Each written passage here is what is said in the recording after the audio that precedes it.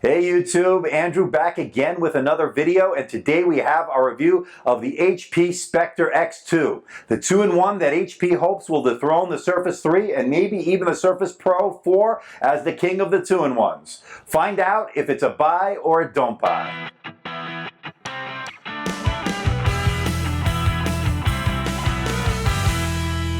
Here's what I like about the HP Spectre X2. It has a 12-inch bright IPS display with good viewing angles, good color accuracy, and very good color saturation.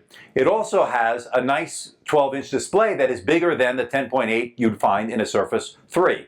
What I also like about the HP Spectre X2 is the fact that they bundle a keyboard in the package. Unlike the Surface 3 or the Surface Pro line, where you have to buy it as a separate accessory at $129, HP made the right decision by bundling and including the keyboard. I also like the fact that the keyboard is backlit and it has very good construction, solid aluminum, has good key travel, good spacing of the keys, and just has an overall great feel, great for typing, and I think HP hit a home run on the keyboard. Another feature that I love about the keyboard, by the way, is the fact that it includes some additional speakers in addition to the ones you get on the tablet, but actually found on the keyboard. So I like the fact that when you snap on the keyboard, you have additional speakers. To demonstrate the sound of the HP Spectre X2, here is a video sample from my last video I released, the Toshiba Dynapad review.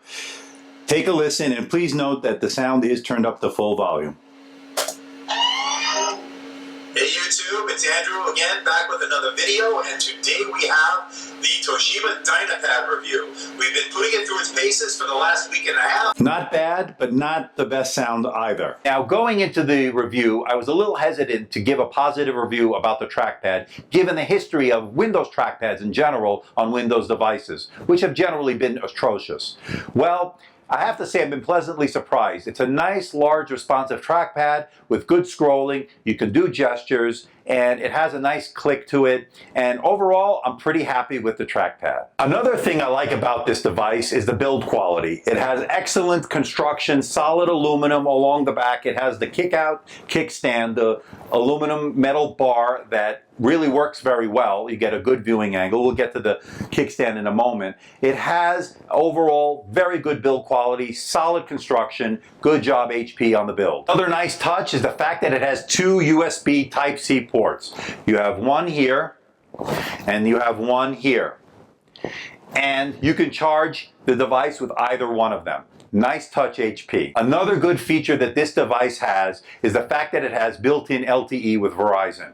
Being a Verizon customer, this was a no-brainer. I was able to pop in a activated SIM card that I already had with my account, and I was up and running within seconds. So it was a very good out-of-box experience as far as setting up the LTE and getting it going. Now, another thing that I really like about this device is its price. Originally, when HP released this and it was sold at Best Buy, it's at $799. But recently, they've been putting it on sale for $599, which is what I purchased this at. Now, if you're willing to commit to a 2-year Verizon contract, you can get it even at $449, even more of a discount. So if you're looking for a long-term solution for a 2-in-1 and you want to go with Verizon or you're already with Verizon, this might be something to consider. Now, if you're already a Verizon customer, all you have to do is add this to your plan for $10 a month. So you have on-the-go LTE. So something to consider. But overall, I think price to value ratio is very good with this device. Now, when it comes to price and value, and in comparison to the Surface 3, I think this is a winner. First, you're paying $599, and even maybe less if you do the 2-year commitment to Verizon. But it comes with the keyboard cover. Unlike the Surface 3, where you have to purchase it as a separate $129 accessory. So I think when you weigh price to value as opposed to looking at the Surface 3, this is a real winner. And speaking of price to value, when you compare this price to the Surface 3 or the Surface Pro line, this becomes very attractive, especially since the fact they include this keyboard cover in the box. Now, they don't include the pen, but you can get it as a $59 accessory. I think HP made the right decision. Microsoft, on the other hand, on the Surface Pro line, bundled the pen in the box, but no keyboard. On the Surface 3 line, no keyboard, no pen. All extra accessories. Pen you had to pay, I think, $30 or $40, and the keyboard another $129 on both the Surface 3 and the Surface Pro line. Here, he made the right decision by including the keyboard in the package. Now, speaking of the pen, HP made the pen available as a separate accessory for $59. It uses the Webcam technology, and although I don't have the HP pen in hand as of yet, I was able to test it with the Toshiba Dynapad's True Pen, also a variant of the HP Wacom technology. Now, another pleasant surprise of this device is its performance, and specifically the fact that they went with the Core M3 processor, Skylake, and the fact that it also went with a 128 gigabyte SSD drive as opposed to, say, the slower eMMC as you find in, say, the Toshiba Dynapad, was a good move by HP. Performance was very good. I opened multiple tabs in the browsers. Performance was very good in terms of playing YouTube, even can do 2K, 4K without too much trouble, surprisingly. And I was also surprised that you can do some video editing on it. I wouldn't do 4K on this device, but there is actually an 8 gigabyte upgraded model of this. I think it uses the Core M7, that it might actually eke out some more performance. Now, not everything was all good with this device. There was some negatives. First, battery life. I was hoping to get anywhere from 7 to 8 hours in this device. Unfortunately, it conked out at me at 5 hours and 48 minutes. And to me, that's way too low. I had high expectations with the Core M processor and hoping to get 2 or 3 more of those hours that I really wanted out of this device. I just couldn't do it. I tried to be aggressive with my power management, turning down the screen, turning off unneeded services and so forth, turn on power saver mode, but all I would be able to get out of this device is a good anywhere from 5:45 to 6 hours at most. Now, is that terrible? No. But would I have liked another 2 or 3 hours? Absolutely. So that's one area I think they can improve on. Now, I have another nitpick to make with HP on this. The fact of the matter is the speakers, although they're Bang & Olufsen branded and I had high expectations, I'm a little disappointed. Not totally disappointed, and it's not a deal breaker as they were in the Toshiba Dynapad. Check out my video just how bad those speakers were. But as far as I'm concerned, these speakers are okay. They're side-firing speakers, and they do have that additional keyboard speakers here. And the fact of the matter is, they don't really add that much. It does add a little bit more fuller sound, but not what I was expecting. So although not a deal breaker, not the greatest thing in the world. Now, another potential downside to this device, it's a little bit heavy. You know, it's not exactly as light as the Surface 3, although you do get a 12-inch screen as opposed to a 10.8-inch screen. So you do gain some screen real estate, but you also gain a little weight. Now, they went with a metal construction, and I understand the heft a little bit. But as far as, is it terribly heavy? No, it's not a deal breaker by any means, but it's not light either. Surface 3 is a lighter device. I think they use lighter materials, a magnesium alloy. This is more aluminum construction. Again, nice solid quality build. I'm not knocking them on that. I'm just telling you it's a little bit heavy. Now, another potential negative, if for some people, those digital artists, those photographers, or those people who want to take notes, the fact of the matter is the pen is not included in the box. It is a $59 accessory.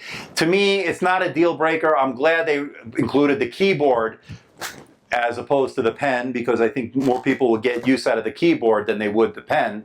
But for those that want it, it is available. It does use Wacom technology, and it does work well. Now, another negative of this device is the fact that port selection is a little lacking, and specifically I'm talking about any HDMI or mini display port out. You have to go with the Type-C ports. You got 2 of them, and at this stage of the game it's not that readily available, and I think they could have added one more port, maybe a micro HDMI out would have been nice. The fact of the matter is you can use the projection on Windows 10 as far as Miracast is concerned, but that's always a dicey situation, doesn't always work, and the quality leaves much to be desired a lot of the time. But it would have been nice to have an HDMI out.